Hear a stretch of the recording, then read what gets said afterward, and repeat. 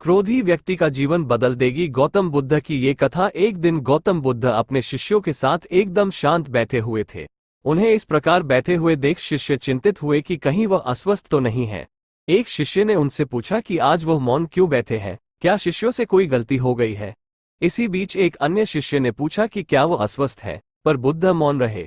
तभी कुछ दूर खड़ा व्यक्ति जोर से चिल्लाया, आज मुझे सभा में बैठने की अनुमति क्यों नहीं दी गई है। इसी बीच एक अन्य शिष्य ने पूछा कि क्या वो अस्वस्थ है, पर बुद्ध मौन रहे। तभी कुछ दूर खड़ा व्यक्ति जोर से चिल्लाया, आज मुझे सभा में बैठने की अनुमति क्यों नहीं दी गई है। बुद्ध आंखें बंद करके ध्यान मग्न हो गए। वो व्यक्ति फिर से चिल्लाया, मुझे प्रवेश की अनुमति क्यों नहीं मिली।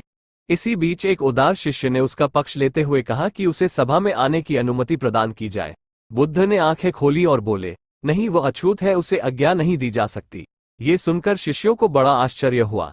बुद्ध उनके मन का भाव समझ गए और बोले, हाँ, वो अछूत है। इस पर कई शिष्य बोले, हमारे आश्रम में जात पात का कोई भेद ही नहीं, फिर वो अछूत कैसे हो गया। तब बुद्ध ने समझाया, आज वो क्रोधित होकर आया है। क्रोध से जीवन की एकाग्रता भंग होती है। क्रोधी व्यक्ति प्रायः मानसिक हिंसा कर बैठता है।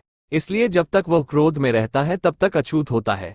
इसलिए उसे कुछ समय एकांत में खड़े रहना चाहिए। क्रोधित शिष्य भी बुद्ध की बातें सुन रहा था। पश्चाताप की अग्नि में तपकर वह समझ चुका था कि अहिंसा ही मनुष्य का महान कर्तव्य व परम धर्म है। वो बुद्ध के चरणों में गिर पड़ा और कभी क्रोध न करने का प्रण लिया। शिक्षा। आशय यह है कि क्रोध के कारण व्यक्ति अनर्थ कर बैठता है और पश्चाताप उसे बाद में होता है, जिसका कोई लाभ नहीं मिलता। इसलिए हमें क्रोध नहीं करना चाहिए।